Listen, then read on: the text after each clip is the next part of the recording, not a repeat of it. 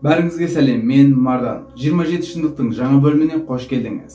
Бұл видеода бәрімізге танымал болған Оңтүстік Кореяға саяхат жасайтын боламыз. Сіз де Корея туралы білетін болсаңыз, комментарияға бір мәлімет қалдырып кетіңіз. Сонымен қатар бұл видеоға 10.000-нан астам лайк келетін болса, басқа мемлекеттер туралы жаңа видеолар шығуы жалғасатын болады. Дайын болсаңыз видеоны бастайық. Азияның шығысында, Корея жартылай аралының оңтүстігінде болған жер көлемі 100.363 км квадрат болған Оңтүстік Корея Қазақстаннан 20 есе кіші. Бұл ел тек қана бір елмен шекаралас. Ол да Солтүстік Корея. Бұл екі елдің шекарасы әлемнің ең қауіпті жерлерінің бірі болып саналады. Оңтүстік және солтүстік деп екіге бөлінсе де, Солтүстік Кореяда, Оңтүстік Кореяда өзін Корея жартылай аралының иесі деп біледі. Осы себепті мемлекеттің ресми атауы Корея Республикасы. Бұл елде тұрғындар географиялық тұрғыдан шашыраңқы орналасқан болса да, жан басына шаққан кезде және жер көлемімен салыстырған кезде халық саны көп мемлекет. Халық саны 52 миллион. 11 миллиондық халық санымен астанасы Сеул әлемдегі ең халық саны көп астаналар арасында 6-шы орында. Халықтың тығыз орналасуы Нью-Йорктан 2, Лос-Анджелестен 4, Стамбулдан болса 7 есе көп. Халықтың 50%-дан астамының фамилиясы Ким, Ли және Пак. Оңтүстік Кореяның біз білмейтін кейбір проблемалары бар. Мұның бірі туу көрсеткіші ең төмен болған ел болуы. Яғни келешекте Оңтүстік Корея халықтың азайып кету проблемасына душар болады. Жер бетінде туу көрсеткіші 2,5 болса, Оңтүстік Кореяда 1,1 және жыл өткен сайын азайып келеді. Егер осылай жалғасатын болса, 80 жылдан кейін халық санының жартысы ғана қалатыны болжанып отыр. Білім саласында өте көп қаржы құйып жатқан ата-аналар жұмыстың көп болуы және ақшаның сатып алу қабілеті төмен болғандығынан бала жоспарлауды кейінге қалдыруда. Бұл істің қызық тарапы елдің бір кезеңдері дәл осы проблеманың керісінше болуы еді. Яғни халық саны өте көп еді. Әртүрлі отбасы жоспарлау бағдарламаларымен бірге осы сан төмендетілген болатын. Бүгінгі таңда үкімет жүкті болуға баулу үшін жүкті әйелдерге ай сайын 500 мың вон, яғни теңгемен 175 мың теңге ақшалай көмек береді. Және бұл көмек бала өмірге келгеннен кейін де белгілі бір жасқа келгенше жалғасады. Бірақ қаншама жұмыстар атқарылса да, туу көрсеткіші 1,1. Ең аз дегенде бүгінгі таңдағы халық санын сақтап қалу үшін бұл көрсеткіш 2,1 болуы керек. Бұл елдің ресми бір діні жоқ. Онсыз да халық санының 56% ешбір дін өкілі емес. Оңтүстік Корея жер бетіндегі біртекті халықтардың қатарына кіреді. Оңтүстік Кореяның ақшасына келетін болсақ, елдің күнделікті пайдаланатын ақшасы Оңтүстік Корея воны. Бүгінгі курспен айтатын болсақ, бір Қазақстан теңгесі 2,68 Оңтүстік Корея вонымен тең. Судың бағасы 2000 вон және ақшаның сатып алу қабілеті біздің ақшаның сатып алу қабілетіне қарағанда жоғары. Тек қана жабық жерлерде емес, тіпті көшеде де темекі шегуге тыйым салынған. Темекі шегу үшін арнайы жерлер бар. Жергілікті кафелерге ішкі атмосфера бұзылмау үшін шет елден келгендерді кіргізбейді. Кіші маркеттердің де өнімдерді сата алулары үшін айдың 2 және 4 жексенбі күндері үлкен маркеттер және сауда орталықтары жабық болады. Жеміс-жидектерде өте қымбат. Мысалға бір арбуздың орташа бағасы 15 мың вон, яғни 5600 теңге. Алма және басқа жеміс-жидектер біртіндеп пакетке салынған халде сатылады. Халықтың тұтынуға деген қызығушылығы соншалық таңғы сағат 5-ке дейін жұмыс істейтін сауда орталықтары бар. Тіпті кейбір сауда орталықтары белгілі бір күндері 24 сағат бойы жұмыс істейді. Елдегі ауа тазалығы өте нашар. Аспандағы бұл түтіндер елдің халқы үшін үлкен проблеманың екіншісі. Елдегі ауа райын көрсететін қосымшаларда ауа райының сол уақытта қаншалық тұманда немесе түтінді екенін де көруге болады. Түтін көп болған күндері адамдар үйден шықпайды. Шықса да маскамен шығады. Әрбір үйде бір дана ауа тазалайтын құрылғы бар. Ауадағы бұл түтін жылдың белгілі кезеңдерінде Қытайдан келеді. Астанасы Сеул әлемнің ең қауіпсіз 8-ші қаласы. Бір адам сізге жаман көзбен қарайтын болса, сіз полицияға шағымдана аласыз. Және оған полиция керекті шараларды қолданады. Және оған жаза 3 күн бақылауда тұтылғаннан кейін беріледі. Елдің көп жерінде орналасқан камералардан сол кісіні полиция тез тауып алып, үйіне жетіп бару өте оңай. Көліктерде де камера болуы шарт. Адамдар бұл жағдайға қаншалықты наразы болса да, қазіргі таңда қауіпсіз қала болу осы камералар арқасында. Мысалға жолда ақша тауып алсаңыз, және оны ешкімге көрсетпей алам деп ойлауыңыз мүмкін емес. Себебі ақшасын жоғалтқан адам полицияға хабар береді, және барлық камераларды қарап, полиция ақшасын тауып береді. Сөмкеңізді столдың үстінде тастап кетсеңіз де бір мәселе туындамайды. зорлоо және сол сияқты кылмыс жасагандарды кылмысты калай жасагандыгын айтып берүү үчүн кылмыс болгон жерге апарады. Бул истеги негизги максат халыкка оны көрсөтүп уялтыруу және осылайша жазалоо. Типти полиция кылмыскердин окуйганын калай болгонун толуктай айтып берүү үчүн окуйга жерине журналисттерди де шакырады. 2015 жылга дейин адамдардын өз әйелдеринин немесе күйөөлөрүнүн көзүнө шөп салуу 2 жылга абактыга камалуу менен аякталатын. Белгилүү жерлерде гана болмаса, көчөлөрдө мүлдем кокус жашыгы жок. Барлык адам кокус жашыгы тапканга дейин касында алып жүрөдү. Кокус жашыгына тасталган кокустар кайта өндүрүлүү үчүн бөлөк-бөлөк тасталынуу шарт. Кореялыктар телефондорду және электроникалык заттарды тастоо үчүн акиматка белгилүү бир мөлчөрдө акча төлөйдү. Мисалга, эгер жаңа диван алсаңыз және эскисин тастагыңыз келсе, сол эски дивандын узундугуна және килограммына карап, сиздин акиматка төлөйтүн акчаңыздын мөлчөри белгиленет. Оңтүстүк Корея пластикалык операциялардын астанасы ретинде танылган. Жер бетинде эң көп эстетикалык операция жасалатын эл болуп табылады. Эркектери де, әйелдери де сулуулукту каалайды.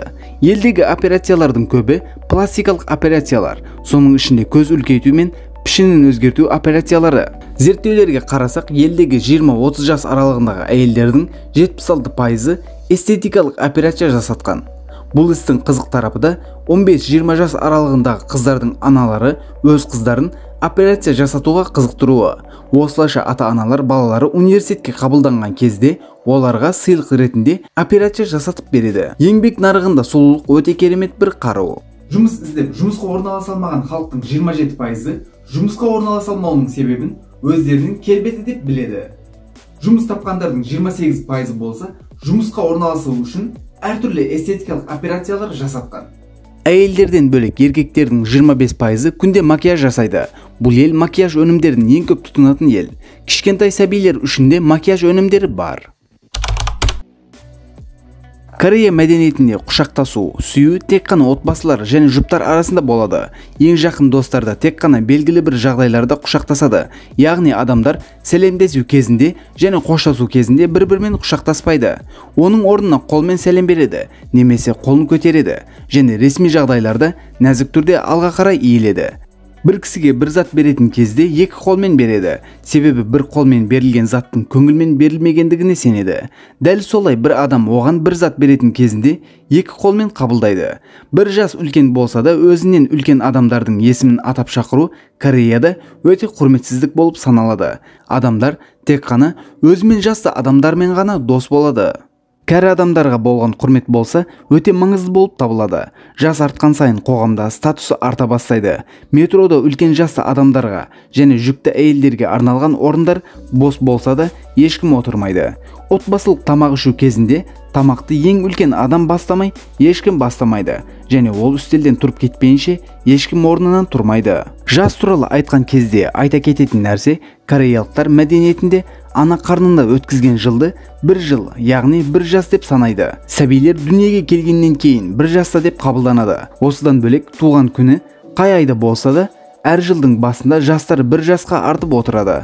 Мысалға 31 желтоқсанда өмірге келген сәби өмірге келе салумен бір жасқа толып, ертесі күні 1 қаңтардан бастап 2 жасқа толған болып есептелінеді. Кореялықтар өздерінің есімін айту қиын болғандықтан өздеріне ағылшынша есім таңдайды. Бұл елде татуировка жасатуға тыйым салынған. Бұл бірақ бір қылмыс емес. Тыйым салынуының себебі бұрындары қылмыс деген адамдардың қылмыс дегендіктері белгілі болу үшін денелеріне татуировка жасатуы. Тамақ мәдениеті де әлемдік стандарттардан мүлдем басқаша. Соңғы жылдар бұл елде жанды 8 аяқтарды жеу танымал болып барады. Түрлі құмырсқаларды жеу Кореяда қарапайым нәрсе. Тамақ жеп жатқан кезде шолпылдатып жеуде қарапайым жағдай. Және ол тамақты ұнатты дегенді көрсетеді. Ресторан, кафелерде даяшыларға шай ақшасы беруге болмайды.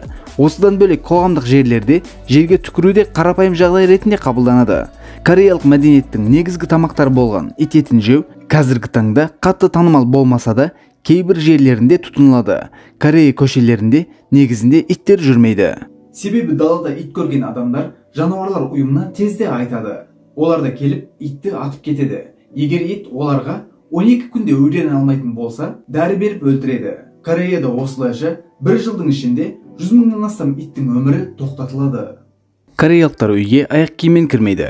Тіпті кейбір ресторандарға аяқ киіммен кіруге тыйым салынған. Мектептерде болса оқушылар аяқ киімдерін шешіп, мектепте киетін арнайы аяқ киімдерін киеді. Мектептерде сабақ уақыты деген сияқты тазалық уақыты деген сағат болады.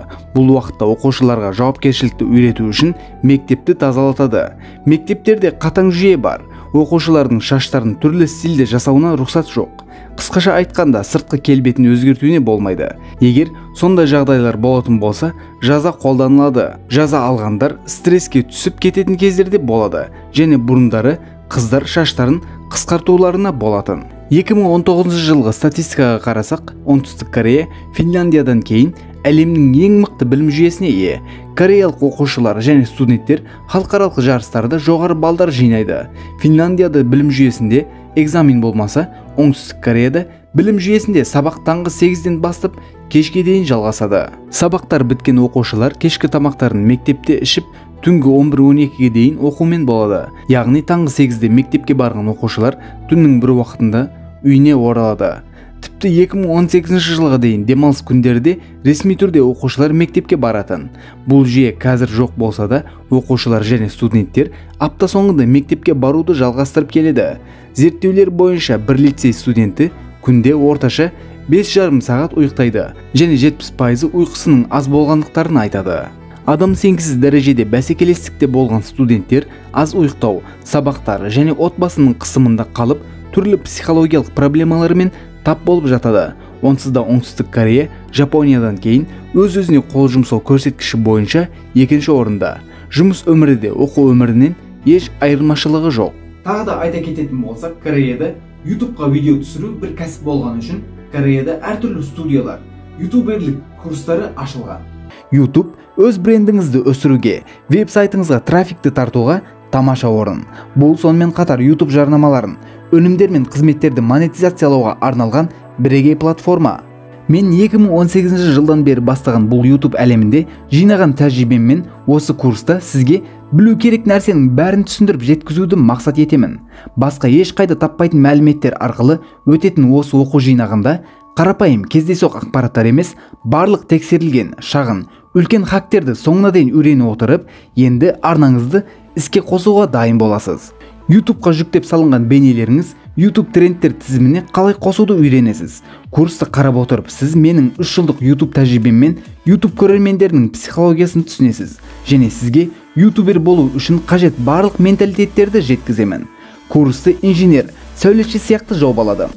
Пайдасыз ақпаратпен толтырған жоқпын. Сізге шынымен қажет маңызды ақпараттарды жинадым. Мен осы оқу жинағында түсіндіретін әдістерді ғаламтордың басқа еш жерінен таба алмайсыз.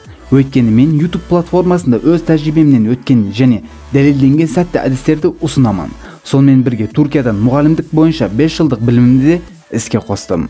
Курс 21 желтоқсан күні басталады. Алдын ала тапсырыс беру арқылы сіз тағы да 2 курсты тегін қолға кіртесіз. Бұлар бастауыш ютуберлер үшін видеомонтаж және үй ханымдары үшін YouTube-тан ақша табу курсы. Сонымен қатар барлық курсы сатып алғандардың арасынан конкурспен 100 адамның каналын өзімнің 246 мың тіркелушісі бар Мардан Ташбаев атты каналымда тегін жарнама жасайтын боламын. Курсы сатып алған достарымызды әртүрлі сыйлықтар күтіп тұр. Қазірден сатып алған, сатып алмаған барлықтарыңызға сәттілік тілеймін. Отбасымызға қош келдіңіздер. Кореяға келетін болсақ, бұл елде бастықтар жұмыстан кетпейінше жұмыс уақыты бітпейді. Жылдық демалыс күндері тек қана жаз айында 5 күнге ғана бар. Оңтүстік Кореяда өмір сүрген адамдар әлемнің ең ұйқысыз адамдар қатарына кіреді. Сеулдегі адамдар күнде 6 сағаттан аз ұйықтайды. Жұмысты өмірінің бір бөлігіне айналдырған кореялықтарға түнде офиста ұйықтау қарапайым жағдай болып саналады. Жұмысқа тәуелділіктен бөлек кореялықтар үлкен көрсеткіште ойынға тәуелді. Елдің көп жерінде ойын клубтары бар. 12 жастан кіші балалардың түнгі 12-ден таңға дейін ойын ойнаулары заңмен шектелген. Оңтүстік Корея робот технологиясы бойынша әлемнің ең алдағы елдерінің бірі. Мамандар 2025 жылы роботтардың адамдардың өмірінде көбірек орын алатынын айтып жатыр. 2010 жылдан бастап елде Инки атты робот мұғалімдер пайдаланылуда. Ағылшын тілін үйрететін бұл роботтан бөлек білім саласында да көмекші болатын Айроби атты роботтар да бар. Абақтыларда робот полициялардың болғаны осы елде роботтар өмірге кірген соншалық штрих-кодтармен сатып алынатын өнімдер де бар. Бүгін қаншалықты бар екенін білмейміз, бірақ бұл елде түрлі сенімдер де бар. Мысалға, оқушылар сынақтан бұрын душқа кіретін болса, бүкіл үйренгендері жоқ болып кететініне сенеді. Олар үшін қызыл түс өлімнің символы. Бір адамның есімін қызыл түспен жазу, ол адамның өлімін қалауын немесе жақында өледі дегенді ойлап жатқандығын білдіреді. Кәрістер 4 санның сәтсіздік алып келетініне сенеді. Тіпті кейбір лифттерде 4-ші қабат жоқ, немесе 4-ші қабат F әрпімен көрсетіледі. Бұл сенімнің тараған соншалық баспалдақтан шығатын кезде 4-ші баспалдақты баспайтындар бар. Қайтыс болған адамдар 5-6 күн бойы күткізіліп қояды, себебі рухтарының тез шығып кетпейтініне сенеді. Адамдар үйге сыйлық ретінде туалет қағазы немесе тазалық өнімдерін алуды ұсынады. Бұл тазалық өнімдерінің үй ішіндегілерге түрлі жақсылық алып келетініне сенеді. Қан топтарына жұлдызнама сияқты ерекше мән береді. Олардың сенімі бойынша қан топтар характерін қалыптастырады. Бірмен сөйлескен кезде жұлдыздарын сұрағаннан кейін қан топтарында сұрайды, және соған қарай ол кісімен түсінісе алатындығын анықтайды. Тіпті кейбір адамдар басқа қан тобы болған адамдармен үйленуден бас тартады. Бұл елдің осылай дамуының себебі тұтынушы ел емес, өндіруші ел болуында. Қазіргі таңда өздерінде қолданылған көліктердің 90%-ын өздері өндіреді. Корея соғысынан кейін Оңтүстік Корея өте кедей болып қалды. Бұл жағдайды түзеу үшін барлық жұмыстарды атқарып көрді. Осылайша сыртқы нарықтың талап еткен барлық нәрселерін өндіре бастап, жағдайларын түзей бастады. Бүгінгі таңда Оңтүстік Корея әлемнің ең көп экспорт жасайтын 5-ші елі, әлемнің ең үлкен 6-шы автомобиль өндірушісі. Бұлар болса әлемнің танымал кореялық маркалары. Қорыта келе, Кореяның қиын тарихына да көз жүгіртейік. 1910 жылы жапондар Кореяны қиратып, Кореяны өз колониясы жағдайына әкелді. Бұл жағдай 1945 жылға дейін жалғасты. 1945 жылы Жапония соғыста жеңіліс тапқаннан кейін Оңтүстік Кореяны ақш, Солтүстік Кореяны Ресей қирата бастады. Осылайша 1948 жылы солтүстікке коммунист режим, оңтүстікке капиталист режим құрылды. Совет одағының жойылуы және коммунизмнің құлауынан кейін бұл екі ел бірге алмады. Корея соғысы жартылай аралдың екі бөлімінен нақтылай түсе отырып, миллиондаған отбасын жойды. Сол күннен қазіргі таңға дейін бір-бірін көре алмаған отбасылар бар. Дорасан станциясына әр күні Сеулден 4 пойыз келеді, және бұл жер соңғы тұрақ. Бұл жолдың шынайы соңғы тұрағы Солтүстік Кореяның астанасы Пхеньян қаласы. Бұл пойыз Пхеньянға бара алмаса да, таблоларда әлі де Пхеньян деп жазылып тұр. Бұл жазу бір үміттің символы. Бұл екі елдің бір күні бірігіп, бұл пойыздың бір күні Пхеньянға баратынына үміттенеді.